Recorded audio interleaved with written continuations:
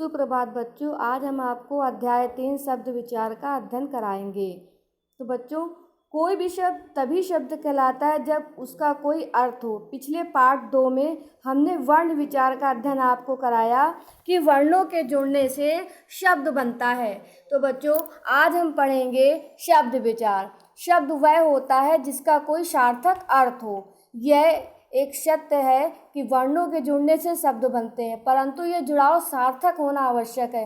मतलब जब शब्द का अर्थ निकले तभी वो शब्द कहलाता है। उदाहरण के लिए देखिए, गुब्बारा।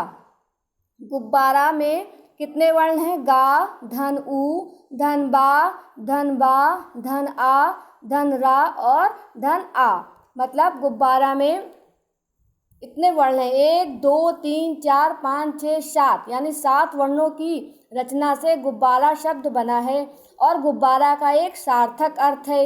इसी प्रकार अनार, आ प्लस ना प्लस आ प्लस रा प्लस आ, अनार 1 2 3 4 5, यानी 5 वर्णों की रचना से अनार शब्द बना है और अनार का एक सार्थक अर्थ है। तो बच्चों, आपने क्या समझा कि वर्णों के मेल से शब्द बनता है। और शब्द कैसे बनता है?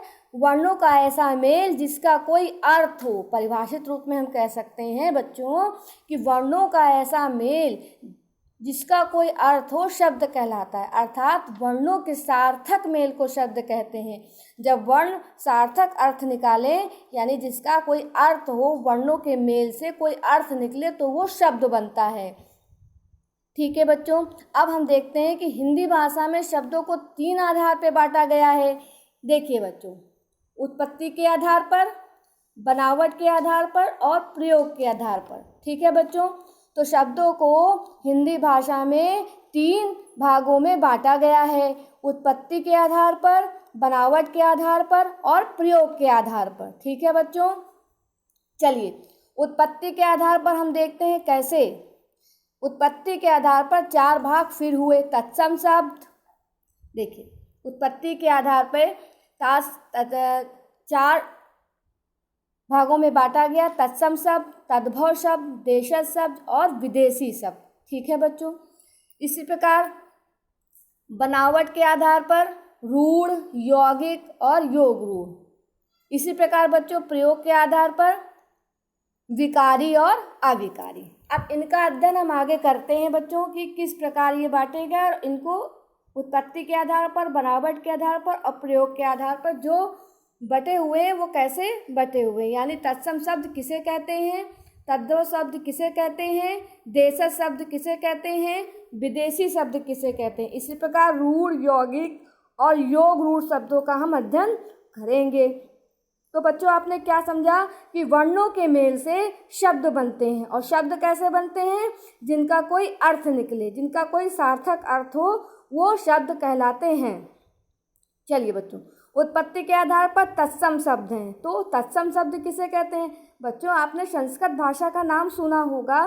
तो जो शब्द संस्कृत भाषा से हिंदी भाषा में अपने मूल रूप में, यानी ज्यों के त्यों प्रयोग में आने लगे हैं, तो उन्हें तत्सम शब्द कहते हैं। देखिए बच्चों, आप देख रहे हैं उत्पत्ति के आधार पर, तो जो शब्द संस्कृत भाषा से हिंदी भाषा में अपने मूल रूप में प्रयोग किए जाते हैं तो उसे तत्सम शब्द कहते हैं। उदाहरण के लिए समझिए, ग्राम।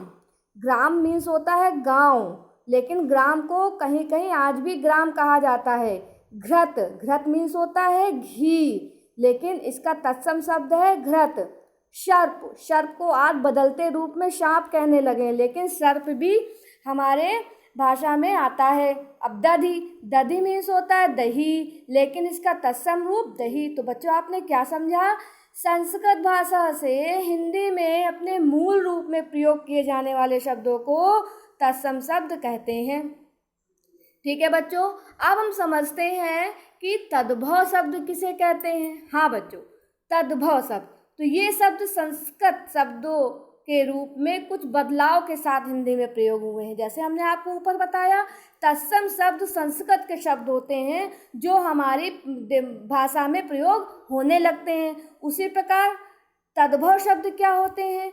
वे शब्द जो संस्कृत शब्दों के रूप में कुछ बदलाव यानी उस बदले रूप में प्रयोग होते हैं हिंदी में। जैसे दधी का दही प्रयोग होने लगा, हमने आपको बताया। ग्राम का गांव प्रयोग होने लगा। ऐसे ही घृत को आज हम घी कहने लगे और सर्प को सांप कहने लगे। समझ आया बच्चों? अच्छा, अब हम आगे चलते हैं बच्चों कि देशज शब्द क्या होते हैं। देशज, जैसा कि नाम से ही आपको लग रहा है, देशज मतलब होता है देश, ठीक है। तो देशज क्या होता है? देश। देश अर्थात देश से उत्पन्न, मतलब ये शब्द भारत के विभिन्न क्षेत्रों से तथा आम बोलचाल की भाषा से लिए जाते हैं। जैसे खिचड़ी, डिब्बा, लोटा, पगड़ी, तवा, चिमटा, गाड़ी, जूता और पैसा। ये शब्द कैसे उत्पन्न हुए? देश से उत्पन्न हुए, मतलब भारत के विभिन्न क्षेत्रों में या जहाँ की जैसी बोलचाल है वहाँ बोलचाल की भाषा से ये शब्द की उत्पत्ति हुई है। अब बच्चों हम पढ़ेंगे कि विदेशी, जैसा कि आपको नाम से ही समझ में आ रहा है कि विदेशी क्या होता है। विदेशी मतलब दूसरे देश की, यानी दूसरे देश की भाषाओं से हिंदी भाषा में आए शब्दों को विदेशी शब्द कहते हैं। जैसे लालटेन, बंदूक, वकील, रुमाल, तौलिया, स्कूल, अस्पताल और पेन, ये क्या है? ये विदेशी शब्द हैं। ये दूसरे देश से आए हुए अपने देश में शब्द हैं, तो इनको विदेशी शब्द कहते हैं, यानी दूसरे देश से अपने देश में प्रयोग किए जाने वाले। ठीक है बच्चों? तो तत्सम शब्द बच्चों कैसे कहते हैं? चलिए फिर से पुनरावृत्ति करते हैं। तत्सम शब्द संस्कृत भाषा से ज्यों से त्यों लिए गए हैं, मतलब जैसे के तैसे प्रयोग में आने लगे। जैसे ग्राम, घृत, सर्प और दही। परंतु तत्सम तद्भव किसे कहते हैं? वे शब्द जो संस्कृत शब्दों के रूप में कुछ बदलाव के साथ आए। जैसे ग्राम का गांव होता गया हिंदी भाषा में, घृत का घी होता गया हिंदी भाषा में, सर्प का सांप होता गया हिंदी भाषा में, और दधी का दही हो गया। ठीक है बच्चों, समझ में आई? अब देशज शब्द क्या होते हैं? देशज शब्द होते हैं देश से उत्पन्न। विदेशी शब्द दूसरी भाषाओं से आने वाले शब्द। ठीक है बच्चों, अब हम अपने दूसरे बनावट के आधार पर दूसरी हेडिंग पे आते हैं, बनावट के आधार पर। हाँ बच्चों, ये बनावट के आधार पे क्या होता है? बनावट के आधार पे पहला शब्द हुआ रूढ़ शब्द। हाँ, रूढ़ शब्द किसे कहते हैं? ऐसे शब्द जिनके टुकड़े ना किए जाएं, यदि इनके टुकड़े करें तो इनका कोई अर्थ ना निकले। जैसे बच्चों घर, अब घर को अगर हम तोड़ेंगे तो घा धन रा, तो ना घा का कोई अर्थ निकलेगा और ना रा का कोई अर्थ निकलेगा। परंतु जब हम इसका जुड़ाव कर देंगे घर, तो इसका एक अर्थ निकलेगा घर जहाँ हम रहते हैं। ऐसे ही बच्चों जल, अब जल को जब हम तोड़ेंगे तो जा धन ला, तो तोड़ने पे ना जा का अर्थ निकलता है और ना ला का अर्थ निकलता है। लेकिन जब हम दो शब्दों को जोड़ देंगे जल, तो जल का क्या मतलब निकला? जिसे हम पीते हैं और जिस पे हम निर्भर हैं। ठीक है? ऐसे ही फूल, फूल में जब हम तोड़ेंगे तो ना फू का अर्थ निकलेगा ना ला का, लेकिन जब हम जोड़ लेंगे इसको तो फूल हो जाएगा। और फूल का मतलब क्या होता है? जिसको हम सूंघते हैं, जिससे हम साज सज्जा करते हैं। ठीक है बच्चों, तो बनावट के आधार पर जो पहली हेडिंग है, पहला प्रकार है रूढ़ शब्द। तो रूढ़ शब्द वो होते हैं जिनके टुकड़े नहीं किए जा सकते, परंतु यदि हम उसके टुकड़े करते भी हैं तो उसका कोई अर्थ नहीं निकलता, तो उसको हम रूढ़ शब्द कहेंगे। ऐसे ही बच्चों हम पढ़ेंगे यौगिक। हाँ, यौगिक शब्द क्या होते हैं? जैसा कि आपको नाम से समझ में आ रहा है, यौगिक मतलब जोड़ना, योग करना। तो ऐसे शब्द होते हैं जो शब्दों के योग से बनते हैं। योग का अर्थ होता है जोड़, अतः दो शब्दों के जोड़ से यौगिक शब्द बनता है। अतः दो शब्दों के जोड़ से बने शब्दों को जो सार्थक होते हैं उनको यौगिक शब्द कहते हैं, उनके टुकड़े किए जा सकते हैं। जैसे देख लीजिए आप, विद्या धन आलय बराबर विद्यालय, पाठ प्लस शाला पाठशाला, रसोई प्लस घर रसोई घर। ऐसे ही देश प्लस भक्त देश भक्त। तो बच्चों विद्यालय और आलय यानी विद्यालय, विद्यालय का जब हमने टुकड़े किए तो विद्या का भी अर्थ निकला और आलय का भी अर्थ निकला। इसी प्रकार बच्चों यौगिक आपको समझ आया। यौगिक यानी दो शब्दों के योग से बना, विद्या और आलय। योग का अर्थ होता है जोड़, विद्या आलय, विद्या जिससे आप पढ़ते हैं, जो आप ग्रहण करते हैं, आलय जहाँ आप रहते हैं तो विद्यालय, ठीक है, पाठशाला, ठीक है, रसोई घर। तो वो शब्द जो टुकड़े किए जाएं और दोनों का अर्थ भी हो, तो ऐसे शब्द यौगिक कहलाते हैं। ठीक है बच्चों, अब हम आते हैं योग रूढ़। ये योग रूढ़ क्या होता है? ऐसे शब्द जिनके टुकड़े तो हो सकते हैं परंतु उन टुकड़ों का सीधा अर्थ ना निकालकर कोई विशेष अर्थ निकलता है।